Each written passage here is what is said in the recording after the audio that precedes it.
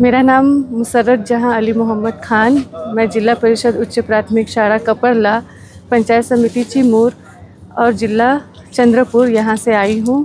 Sir मेरा विषय है गणितीय मॉडलिंग और संगणकीय विचार, और मेरे प्रयोग का नाम है ट्रेजरी ऑफ मैथमेटिक्स।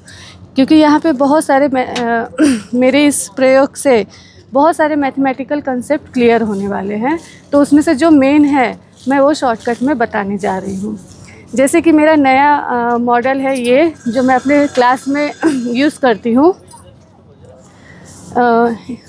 पूर्णांक संख्यांचा बेरीज, यानी पूर्णांक संख्या जिसमें धन संख्या, ऋण संख्या और शून्य, ये तीनों को मिला के जो संख्या बनता है वो पूर्णांक, यानी जितने भी अंक है सब पूर्णांक है, पूर्णांक संख्या। तो इसमें मैंने चीट डाली हूँ। इसमें कुछ चीट है धन संख्या का, कुछ है ऋण संख्या का, कुछ शून्य है। तो बच्चों को बुलाना है और 2 चीट उठाने के लिए कहना है।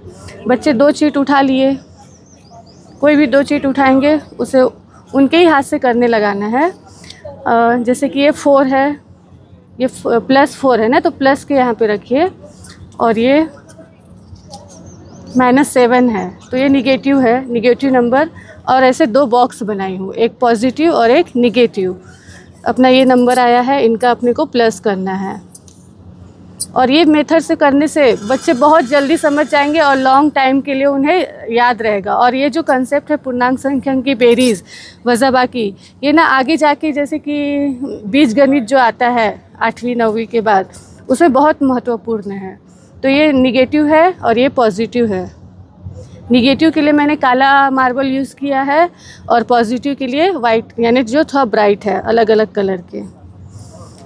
-7, तो 7 मार्बल उठाना है। 1 2 3 4 5 6 7, और निगेटिव वाला जो रॉड है वहाँ पे रखना है।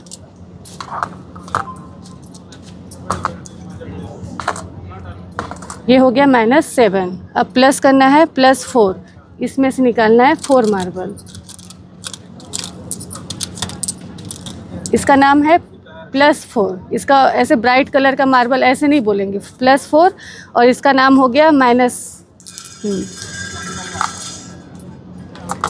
जब प्लस और माइनस ऐसे जो अलग अलग चिन्ह के जब नंबर रहते हैं, तो जो कॉमन रहता है ना उतना हटा देना है। अब साहित्य तो रख दी।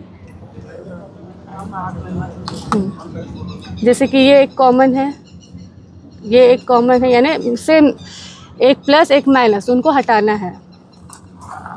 ये और ये 4 हट गए, बचे कितने? -3। इसको काले कलर का मार्बल नहीं कहेंगे, इसका नाम हो गया माइनस, और -3 बचे। यानी ये जो बच्चों को सिखा रहे हैं तो बहुत इजीली, हाँ, आंसर होगा वो -3 -3 आता है।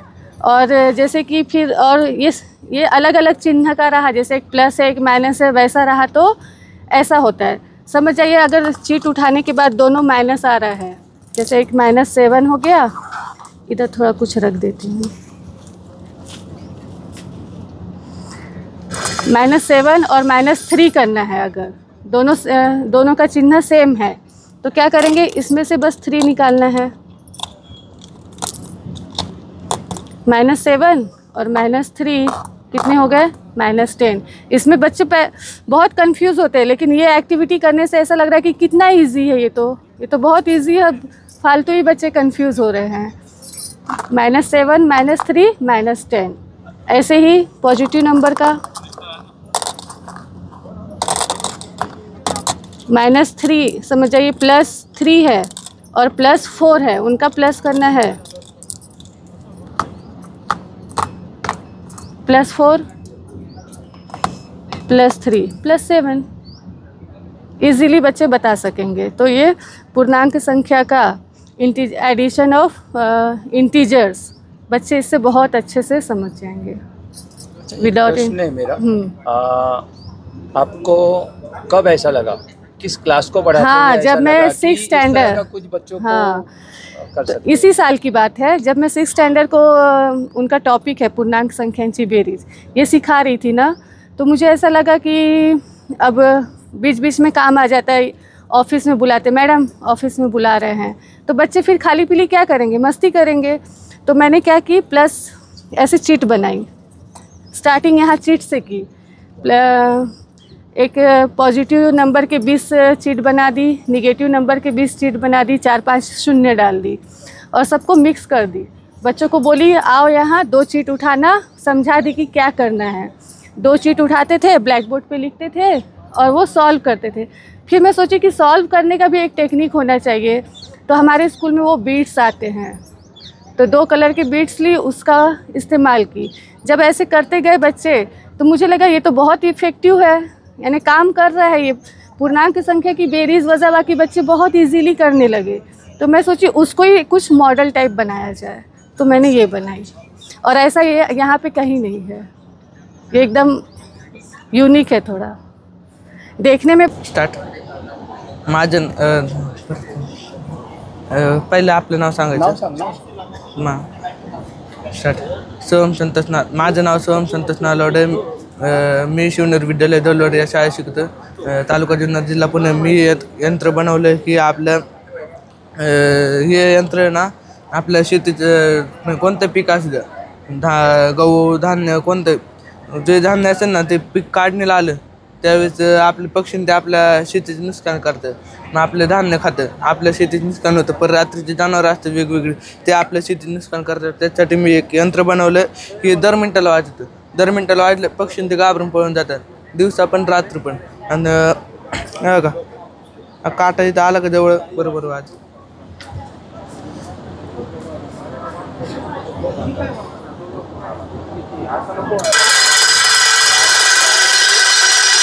यंत्रणा शेतकऱ्यांना फायदेशीर ठरणार। तुम्ही म्हणाल की 24 तास कसं चालू राहील, 24 तास सांगतो की 1 मिनिटाला 60 सेकंद असतात, त्यातले 2 सेकंद वाजणार, उरलेलं बाकीच्या 58 सेकंदाचं बॅटरी चार्ज होईल आणि ती रात्रभर चालू राहते। आणि दुसरं एक यंत्र बनवलं तर की अंधार पडला की ऑटोमॅटिक लाईट लागते, ते वाऱ्याने मिरर गोल गोल फिरत राहणार, लाईट याच्यावर पडली की याच्यावर पडणार, मग ते रिफ्लेक्ट होऊन प्राण्याचे डोळे चमकणार, त्यांना वाटणार कोणतं शत्रू आलं, ते घाबरून पळून जाणार। आणि दुसरं एक यंत्र बनवलं होतं हे यंत्र मागच्या वेळेस आमच्याकडे घटना घडली होती की वाघ आला होता, त्यांनी 3 मैलांवर हल्ला केला होता शेती करताना। मग आता वाघ आला, वाघाने एंट्री केली, ऑटोमॅटिक यंत्र वाजतं, मग ऑटोमॅटिक वाजलं का मग आपल्याला कळतं की वाघ आलाय, कोणता प्राणी आलाय, मग आपण सावधान त्या हल्ल्यापासून वाचणार। हे जे प्रोजेक्ट बनवलेले आहे ते केवढा खर्च आला आहे? खर्च 550 आला। 550? हां, हे टाकाऊ पदार्थ, ही बॅटरीचा पंप आणि सोलर घरी होता।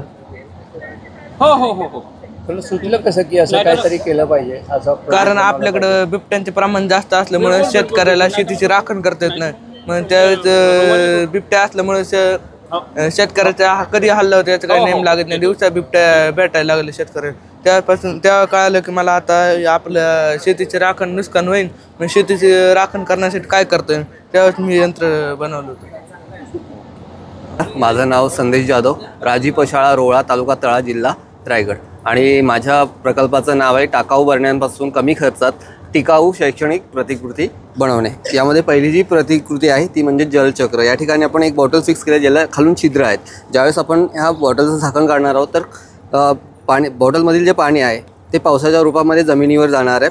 हे जमिनीवरचं पाणी डोंगर उतारांवरून, नदी नाल्यांमधून ते समुद्रामध्ये गोळा होणार आहे। समुद्रामध्ये गोळा झाल्यानंतर उन्हाळ्यामध्ये सूर्याच्या उष्णतेने त्या पाण्याची वाफ होणार आहे आणि पुन्हा हे पाणी उंचावर जाऊन तिथे ढगांची निर्मिती होणार आहे आणि हे ढग पुन्हा जास्त दाबाकडून कमी दाबाकडे येणार आहेत आणि कमी दाबाकडे आल्यानंतर पुन्हा पावसाची इथे निर्मिती होणार आहे। म्हणजेच जे आपण जलचक्र संकल्पना आहे ती मुलांची इथे स्पष्ट होते की पावसाळ्यानंतर उन्हाळा, हिवाळ्यानंतर उन्हाळा आणि उन्हाळ्यानंतर पुन्हा पावसाळा, ही संकल्पना इथे स्पष्ट होते। त्यानंतर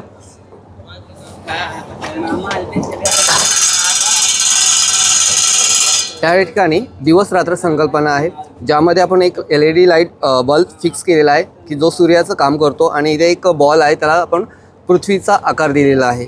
ज्यावेळेस पृथ्वीचा सरफेस सूर्याला फेस करतो आणि सूर्याची किरणे ज्या भागावर पडतात तेथे दिवस आणि ज्या भागावर पडत नाही ती रात्र ही बेसिक संकल्पना आहे आणि ही जी पृथ्वी आहे ती आपली घड्याळाच्या काठ्यानुसार फिरते इथे. त्यानंतर इथे सागर तळरचना आहे की जसे लँडफॉर्म्स जमिनीवर आहेत म्हणजे भूभाग जमिनीवर आहेत त्याप्रमाणे ते समुद्रामध्ये देखील आहेत. ज्याप्रमाणे आपल्याकडे पर्वत जो की माउंट एव्हरेस्ट आहे ज्याची उंची आहे 8,848 मीटर, त्याप्रमाणे जो मरियाना ट्रेंच आहे म्हणजे सागरी गर्त आहे त्याची खोली जी आहे ती जवळजवळ 1100 मीटर आहे. ज्याप्रमाणे जमिनीवर सागरी पठारे आहेत समुद्रामध्ये सागरी पठारे आहेत त्याप्रमाणे आपल्या जमिनीवर सुद्धा देखील पठारी भाग आहे. त्यानंतर बघितलं तर तुम्ही इथे भूखंड मंच दिसतोय की ज्या ठिकाणी आपण मोठ्या प्रमाणे मासेमारी केली जाते कारण की सूर्याची किरणे तळापर्यंत पोहोचतात आणि तिथे माशांना अन्न तयार होतं. त्यानंतर इथे सागरी ढोह की ज्या सागरी ढोहाची संकल्पना अशी आहे की समुद्रातील असा भाग की ज्याची खोली आहे ती 5,000 मीटरपर्यंत आहे. ज्याप्रमाणे नदीमध्ये ढोह असतात त्याप्रमाणे समुद्रामध्ये देखील ढोह असतात म्हणजे 2 उंच भागामधील खोलगट भाग, परंतु त्याची जी खोली आहे ती ट्रेंचप्रमाणे जास्त नाही आहे तर जवळजवळ 5,000 मीटरपर्यंत आहे. त्यानंतर या ठिकाणी आपण इथे संकल्पना आहे चंद्रग्रहण आणि सूर्यग्रहण, ज्या ठिकाणी आपण एक टॉर्च फिक्स केलेला आहे की जो सूर्याचं काम करतो. ज्यावेळेस आपण हा टॉर्च ऑन करतो त्यावेळेस चंद्र, पृथ्वी आणि सूर्य एका सरळ रेषेमध्ये येतात.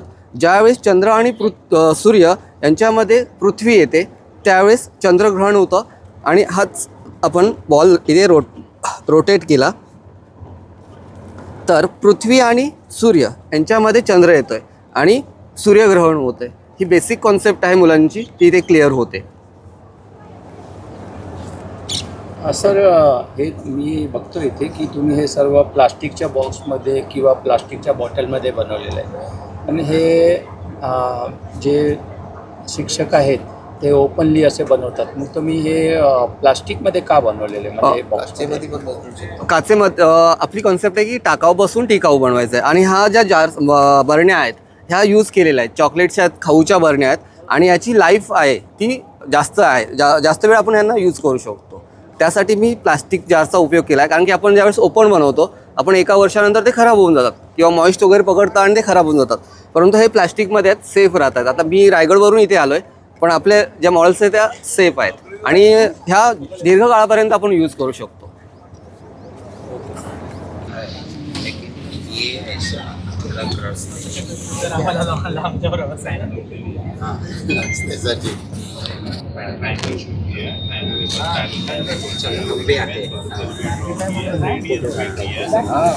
शूटिंग पे लेते हैं. आपने मुंबई से? अच्छा आपने मुंबई से बोला. मेरे को नहीं हाँ बोलत रहा हाँ बोलत रहा. ये कशासाठी घेतलेली आहे सर? एक ऐसा डायग्राम में ना उसने इतना शो किया है कि ट्रायंगल्स शेप, फिर पैरेलल लाइन, फिर सर्कल, चाक सर्कल की तरह रहेगा, उसमें रेडियस भी है और डायमीटर, मतलब इस एक चौक से ना उसने रेडियस, सर्कल, डायमीटर शो किया. इसका ट्रायंगल शेप लिया बैठने के लिए, पैरेलल लाइन, फिर लाइन, सब उसमें सेगमेंट, सब एक गाड़ी में कितने चीज़ हो सकते हैं, किस वे से हम लोग बना सकते हो, पूरा का पूरा शो करने का काम किया गया. मस्त आहे एकदम. बरोबर. पुराण आपल्या पूर्वजांनी सगळ्या रीती रिवाज केलेले त्याच्या पाठीमागे सायंटिफिक रिझन्स उसका यूज हम लोग कर रहे हैं. पूरा ज्योमेट्री लगा दिया, हम लोग उसका यूज करके मॉडिफाई करने का काम कर रहे हैं, लेकिन उनका ही यूज कर रहे हैं. क्रेडिट हम लोग ले रहे हैं, वो बनाया हुआ क्रेडिट हम लोग ले रहे हैं. नाही तो शिवाजी महाराजांच्या वेळेला काय टेक्निक वापरली, एवढे मोठे मोठे दगड एवढ्या मोठ्या मोठ्या याच्यावरती नेणं काही सोपी गोष्ट नाही. आता बघा प्रतापगडावर रेडिएशन चालू आहे तर त्यावेळेला त्यांनी चुना मिश्रित जे काही वापरलेलं आहे ना, सिमेंट नाही वापरले, चुना मिश्रितच मिश्रण केलेलं आहे आणि ते 2 दगडांच्या भेगांमध्ये तसंही छत तशी आहे अजून पडली नाहीये. एवढे मोठे दगडाची छत बनवलेली. ते पक्क आहे ना. हे सिमेंट तुमचं कच्चं आहे. सिमेंटचा आयु 20 वर्ष 350 वर्ष झाले. तर किती वर्षाचं आहे ते? नाही तर आपली इटाने बनवलेली पडते. मी जे मॉडेल बनवलेलं आहे ते आहे algebraic expressions and uses of pascal triangle. म्हणजेच काय बघा, बैजिक राशीचे उपयोग म्हणजे बैजिक राशी ज्या असतात त्या बैजिक राशी आपण पास्कल त्रिकोणाच्या मदतीने सोप्या पद्धतीने कसं लक्षात ठेवू शकतो हे मी सांगणार आहे. तर हे जे मी मॉडेल बनवलेलं आहे या मॉडेलमध्ये सर्व ज्या बैजिक राशी आहेत त्याची विस्तारित रूपे याच्यामध्ये दिलेली आहेत. तर ह्या ज्या बैजिक राशी आहेत तर आपण पास्कल त्रिकोणाच्या मदतीनं सोप्या पद्धतीनं कसं लक्षात ठेवू शकतो. तर हा जो पास्कल ट्रायंगल दिसतोय हा पास्कल ट्रायंगल आपल्याला पाठांतर करण्याची गरज नाहीये. विदिन सेकंदामध्ये मुलं हे पास्कल ट्रायंगल काढू शकतात. तर ह्या पास्कल ट्रायंगलच्या मदतीनं आपण जे द्विपदीची विस्तारित रूप असतात म्हणजे प्लस मधील असेल x+y⁴n ह्या द्विपदीचे विस्तारित रूप आणि x-y⁴n सर्व शिक्षकांनी आणि विद्यार्थ्यांनी नोंद घ्यायची आहे. कुठल्याही लहान विद्यार्थ्यांनी कुतूहल म्हणून जर तो बुके घेतलेला असेल तर कृपया PS35 या स्टॉलवर त्या विद्यार्थ्याचा बुके परत आणून द्यावा जेणेकरून त्याचे परीक्षण आम्हा सर्वांना करता येईल. आता बघा हे जी विस्तारित रूपे असतात तर ही विस्तारित रूपे आपण पास्कल त्रिकोणाचा उपयोग करून सोप्या पद्धतीने कसं लक्षात ठेवू शकतो ते मी सांगणार आहे. आणि त्याचबरोबर ह्या पास्कल त्रिकोणाचा उपयोग करून आपण पाठ्यपुस्तकातील जी गणिते आहेत ती गणिते सोप्या पद्धतीने कसं सोडवू शकतो ते सांगणार आहे. तर सगळ्यात सुरुवातीला हा पास्कल त्रिकोण कसा ड्रॉ करायचा ते सांगते. सगळ्यात टॉपला 1 लिहिलं जातं. हाताची डावी बाजू आणि उजवी बाजू एवढंच लक्षात ठेवायचं. डाव्या बाजूला 1 उजव्या बाजूला 1 येतं. आडव्या ज्या ओळी असतात त्यांना रो म्हटलं जातंय. खालच्या ओळीत आलं की परत डावीकडे 1 अधिक 1 ची बेरीज 2 परत उजवीकडे 1 परत खालच्या ओळीत आलं की डावीकडे 1 अधिक 2 ची बेरीज 3 2 अधिक 1 ची बेरीज 3 आणि उजवीकडे 1. अशा पद्धतीनं हा पास्कल त्रिकोण आपण सोप्या पद्धतीने लिहू शकतो. आणि ह्याच्यामध्ये जास्त काही पाठांतर करण्याची गरज नाहीये. तर फक्त साध्या गोष्टींचं साधी जी बेरीज आहे त्या बेरीज करून हा पास्कल त्रिकोण आपल्याला तयार करावा लागतो. तर सगळ्यात पहिल्यांदा जर आता आपल्याला x+y⁴ असेल म्हणजे x अधिक y कंसाचा जर वर्ग असेल तर हे विस्तारित रूप मुलं सोप्या पद्धतीने लक्षात ठेवू शकतात. तर ह्याचं विस्तारित रूप कसं येतं मी सांगते. आता x अधिक y ही तर पॉवर आहे 2. तर ज्या आडव्या ओळी आहेत त्याला रो म्हटलं जाते. तर सुरुवात 0 पासून करायची. 0 1 2 बरोबर. दुसऱ्या रोला यायचं कारण इथं घातांक किती आहे 2. मग दुसऱ्या रोला आल्यानंतर आपल्याला 3 संख्या मिळतात 1 2 1 आणि याच्यामध्ये चिन्ह अधिक असल्यामुळे फक्त अधिक चिन्ह इथं द्यायचं. डावीकडे x आहे उजवीकडे y आहे तर डावीकडून उजवीकडे जाताना घातांक कमी करत जायचे आणि x चा घातांक कमी करत जायचा आणि उजवीकडून डावीकडे येताना y चा घातांक कमी करत यायचं. म्हणजे कसं होणार बघा, x चा घातांक 2 x चा घातांक 1 आणि x चा घातांक इथं 0 येणार. तर कोणत्याही संख्येचा 0वा घात नेहमी काय असतो 1 असतो. त्यामुळे 1 गुणिले 1 आपल्याला 1च मिळणार आहे. त्याचबरोबर आता उजवीकडून डावीकडे येताना y चा घातांक 2 y चा घातांक 1 आणि y चा घातांक 0 म्हणजे परत 1 मिळणार. अशा पद्धतीने हे विस्तारित रूप पाठांतर न करता फक्त पास्कल त्रिकोणाच्या मदतीने आपण लक्षात ठेवू शकतो. आणि हा पास्कल त्रिकोण असा आहे की विदिन सेकंदामध्ये आपण काढू शकतो. म्हणजे मुलांना देखील सांगितलं तर मुलं पण पटकन तयार करू शकतात. आता समजा काय असेल की x-y असेल तर मायनसचं जे द्विपदीचं रूप येतं त्यावेळी मुलांचा गोंधळ कुठं होतो की अधिक आणि वजा चिन्हामध्ये मुलांचा गोंधळ होतो. तर काय करायचं आहे अशा पद्धतीनंच म्हणजे डावीकडून उजवीकडे जाताना x चा घातांक कमी करायचा आणि उजवीकडून डावीकडे येताना y चा घातांक कमी करायचा. चिन्ह आता इथं वजा आहे. एक्सचं चिन्ह आहे अधिक वायचं चिन्ह आहे वजा. तर चिन्ह देताना फक्त अल्टरनेटिव्हली अधिक वजा अशा पद्धतीनं म्हणजे इथं अधिक येणार वजा अधिक. अशा पद्धतीनं हे विस्तारित रूप मुलं सहज आणि सोप्या पद्धतीने लक्षात ठेवू शकतात. आता समजा काय असेल की x+y⁴ जर 3 असेल तर परत आपण तिसऱ्या रोला यायचं. 0 1 2 3 या 4 संख्या लिहून घ्यायच्या. 1 3 3 1 परत प्लस साईन आणि सेम आहे ही पद्धत. म्हणजे x चा तिसरा घात x चा दुसरा घात x चा पहिला घात x चा 0 म्हणजे 1 परत y चा तिसरा घात y चा दुसरा घात वायचा पहिला घात वायचा शून्य म्हणजे अशा पद्धतीने ही विस्तारित रूप जी आहेत मुले सहज पद्धतीने लक्षात ठेवू शकतात. आता x अधिक y ज्यावेळी x minus Y bracket cube असतं त्यावेळी पण मुलांचा भरपूर गोंधळ होतो, कारण मायनस साईन कुठं द्यायचं आणि घातांक नेमके कुठून कसे द्यायचे हे कळत नाही. मग त्यासाठी हा जर आपण पास्कल त्रिकोणाचा उपयोग केला तर पाठांतर न करता मुलं सहज आणि सोप्या पद्धतीने हे लक्षात ठेवू शकतात. तर आता बघा इथं एक्सला अधिक चिन्हाने वजा चिन्ह अल्टरनेटिव्हली साईन देत गेलो, प्लस मायनस अगदी 2 मिनिटात मुलं ही सूत्र लक्षात ठेवू शकतात. जर ही सूत्र मुलांच्या लक्षात राहिलं तर मुलं म्हणजे ह्याच्यावरची जी उदाहरणं असतात विस्तारित रूप तर ती लक्षात ठेवू शकतात. आता ह्याच्यानंतर एक आपल्याला मिळतो तो त्रिकोणी संख्या. तर त्रिकोणी संख्या हा स्कॉलरशिपला येणारा घटक आहे. त्रिकोणी संख्या काढण्यासाठी सूत्र आहे n × n + 1/2. तर बघा ह्या त्रिकोणी संख्या काढण्यासाठी ह्या सूत्राचा वापर न करता आपण काय करू शकतो, डायरेक्ट पास्कल त्रिकोणाचा उपयोग करू शकतो. तू तिसरा चार्ट दे जरा ग, तू तिसरा चार्ट दे. तर ह्याच्यामध्ये बघा हा पहिला तिसरा चार्ट दे. हा जो पहिला डायगोनल आला हा पहिला, दुसरा आणि हा आहे तिसरा डायगोनल.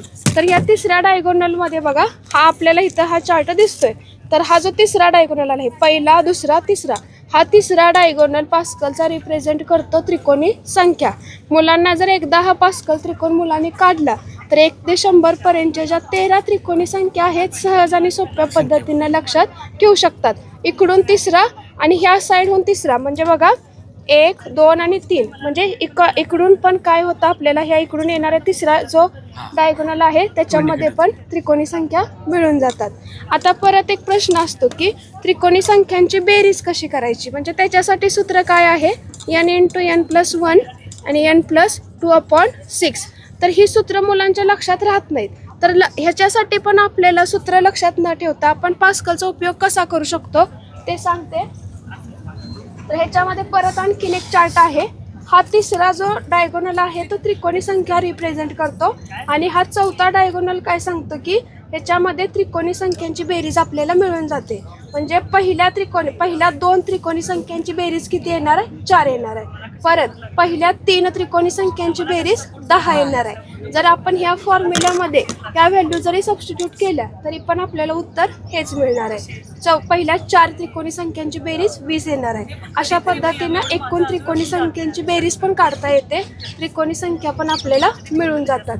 आता ह्याच्यानंतर ह्या पास्कल त्रिकोणाच्या मदतीने आपण संयोजनशास्त्र हा एक घटक आहे. संयोजनशास्त्र त्याला इंग्रजीमध्ये म्हटलं जातं सब्जेक्ट कॉम्बिनेशन. तर सब्जेक्ट कॉम्बिनेशनचा NCRचा फॉर्म्युला आहे. तो फॉर्म्युला लक्षात ठेवायची गरज नाही आहे. आकृत्या मोजा हा स्कॉलरशिपला एक घटक असतो. म्हणजे बघा जर आपल्याला काय दिला असेल की पंचकोन दिला असेल किंवा षटकोन दिला असेल, अशा पद्धतीचा षटकोन दिला असेल, षटकोनाला बाजू असतात 6. तर षटकोनावरचे कोणतेही 3 बिंदू जोडायचे. षटकोनावरचे कोणतेही 3 बिंदू जोडून किती त्रिकोण तयार होतील असा घटक म्हणजे स्कॉलरशिपला असतो आकृत्या मोजणे, बरोबर का. तर मुलं काय करतात, शक्यतो अशी आकृती काढत बसणार आणि त्याच्यानंतर मग काउंटिंग करणार. आणि काउंटिंग करताना एखादी रेषा जर ह्याच्यात चुकली तर नक्की मुलांचं उत्तर हे चुकतं. मग आपण अशा वेळी सुद्धा पास्कल त्रिकोणाचा उपयोग करू शकतो. तर बघा षटकोनाला बाजू असतात 6, बिंदू घ्यायची किती 3 बिंदू, कारण त्रिकोणाचे बिंदू असतात 3. म्हणजे अशा पद्धतीचे हे 3 बिंदू असतात. मग 6 पैकी 3 बिंदू जोडून किती त्रिकोण तयार होतील, तर ह्या आकृत्या मोजण्यामध्ये वेळ जातो. तर ह्याच्यापेक्षा हा पास्कल त्रिकोण आपण विदिन सेकंदामध्ये काढू शकतो. तर परत काय करायचं, 6व्या रोला यायचं, म्हणजे हा 6वा रो येतो. म्हणजे बघा 6व्या रो पासून परत तिसरा म्हणजे 6 पैकी 3 निवडायचे. मग परत इकडून म्हणजे उजवीकडून डावीकडून उजवीकडे जाताना पासून शून्यापासून सुरुवात करायची. म्हणजे 0, 1, 2, 3 म्हणजे आपल्याला डायरेक्ट हे उत्तर मिळून जातं.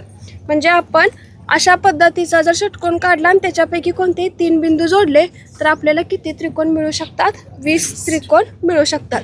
जर समजा असं असेल की वर्तुळ दिला असेल आणि वर्तुळावर कोणतेही 5 बिंदू दिला असतील तर कोणतेही 2 बिंदू जोडून किती रेषाखंड काढता येतील असा जर प्रश्न असेल तर रेषाखंड काढण्यासाठी 2 बिंदूंची आवश्यकता असते, बरोबर का. मग आपल्याला बिंदू किती दिले आहेत, एकूण 5 पैकी 2 जोडायचे. 5 पैकी कोणतेही 2 बिंदू जोडून किती रेषाखंड काढता येतील, तर आपण इथं परत 5व्या रोला आलो. परत दुसरा 0, 1, 2 म्हणजे किती आपल्याला रेषाखंड काढता येतील 10. अशा पद्धतीने आपण फास्टमध्ये उत्तर हे काढू शकतो. म्हणजे कॅल्क्युलेशन करताना किंवा आकृती ड्रॉ करताना मुलांचा जो गोंधळ होतो तर ह्या पद्धतीने नक्की कमी होऊ शकतो. आता जे जिथं x+y आहे तिथं h आणि t पुट करायचं म्हणजे हा फॉर्म्युला मिळेल h³ + 3h² + 3h t² + t³. बरोबर. तर प्रश्न काय होता की 3 नाणी एकावी टॉस केल्यानंतर 3 छापे मिळण्याची संभाव्यता काढा. तर 3 छापे म्हणजे कुठं मिळणार आपल्याला? इथंच मिळणार, कारण इथं 2 छापे आणि 1 काटा आणि इथं 1 छापा 2 काटा आणि इथं 3 काटे मिळतात. आणि ह्याचा जो सहगुणक आहे तो किती आहे? इथं 1 आहे. म्हणजे नंबर ऑफ अमाऊंट काय झालं आपलं? 1 झालं. बरोबर का. आणि नंबर ऑफ सॅम्पल्स किती आहेत? NS तिसऱ्या रोला किती मिळतात आपल्याला? 8 मिळतात. तर संभाव्यताचा फॉर्म्युला काय असतो? NA/NS. NS मिळालं 1 आणि 1/8. अशा पद्धतीने आपण डायरेक्ट संभाव्यता काढू शकतो. हे बाहेर गेले ते. तर अशा पद्धतीने जर आपण गेलो तर नंबर ऑफ सॅम्पल स्पेसेस. नमस्कार, मी सुप्रिया सुभाष कारवेकर. माझी नुकतीच पवित्र पोर्टलमधून निवड झालेली आहे. मी एक पदवीधर शिक्षक म्हणून जिल्हा परिषद प्राथमिक शाळा सैदापूर, तालुका कराड, जिल्हा सातारा येथे माझी नियुक्ती झालेली आहे. माझं शिक्षण MSc BL झालेलं आहे.